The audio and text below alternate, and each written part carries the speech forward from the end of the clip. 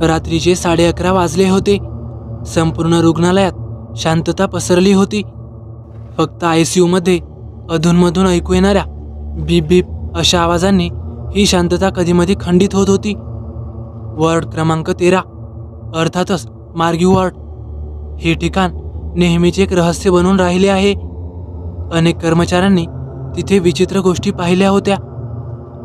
काहींनी विचित्र आवाजही ऐकले होते, तर काहींनी तिथून बदली मागितली होती.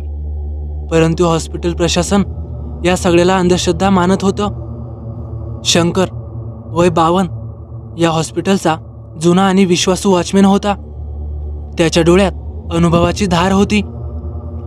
पण त्याचं एक वैशिष्ट्य म्हणजे तो कोणत्याही गोष्टीला घाबरत नसे. भूत, प्रेत, आत्मा यावर त्याचा अजिबात विश्वास नव्हता. एक रात्र हॉस्पिटलच्या मुख्य अधिकाऱ्याने त्याला मुर्दाघराजवळ पहारा द्यायला सांगितलं, कारण त्या दिवशी एक विचित्र प्रकरण घडलं होतं. एका अपघातात मृत्यू झालेल्या व्यक्तीच्या नातेवाईकांनी मृतदेह ओळखण्यास नकार दिला होता. त्यांचं म्हणणं होतं की तो माणूस त्यांचा नसून त्याच्या चेहऱ्यावर काहीतरी वेगळं होतं. शंकर नेहमीप्रमाणे आपली काठी घेऊन त्या रात्री मुर्दाघराच्या बाहेर पहारा देत होता. थंडी वाढलेली होती आणि दूरवर कुत्रे भुंकत होते. अचानक मुर्दाघराच्या आतील दरवाजाला एक हलकासा आवाज झाला, जणू कोणीतरी वाजवत होतं. शंकर जरा सावध झाला. त्याने आत डोकावून पाहिलं, पण आतमध्ये काहीही दिसलं नाही. आयला भास होतंय वाटतं, असं म्हणून तो परत जागेवर आला. पण काही क्षणातच त्याच्या कानावर एक विचित्र आवाज ऐकू आला. कोणाचा तरी जोरजोरात श्वास घेण्याचा आवाज होता, पण खोल आणि अस्वस्थ करणारा. त्याने परत आत डोकावून पाहिलं आणि यावेळी त्याच्या अंगावर काटा आला. मुर्दाघरात ठेवलेला एक मृतदेह, जो पांढऱ्या कापडाने झाकलेला होता, तो हालचाल करीत होता. शंकरला वाटलं कदाचित मृगजळासारखा त्याला भास होत असावा. पण जसा जसा तो आत गेला तसा तसा त्याच्या अंगावरचे केस उभे राहू लागले. त्या मृतदेहाच्या कापडावरून एखाद्याचा हात खाली घसरला होता. तो थंड होता, पण नखं काळी आणि लांब होती. शंकरने लगेच दरवाजा बंद केला आणि मागे फिरला.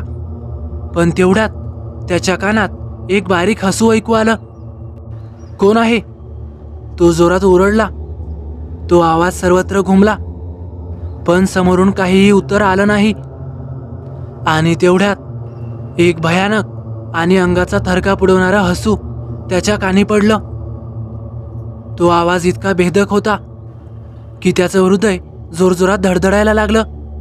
शंकरने पटकन बाहेर पळ काढला. त्याला श्वास घ्यायलाही त्रास होऊ लागला होता. त्याने सिक्युरिटी रूममध्ये जाऊन झटपट पाणी प्यायलं.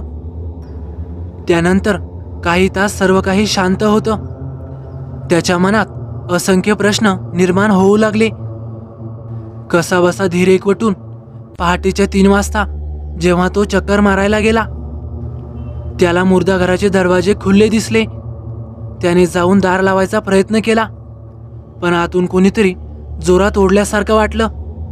शंकरचा संयम आता सुटू लागला.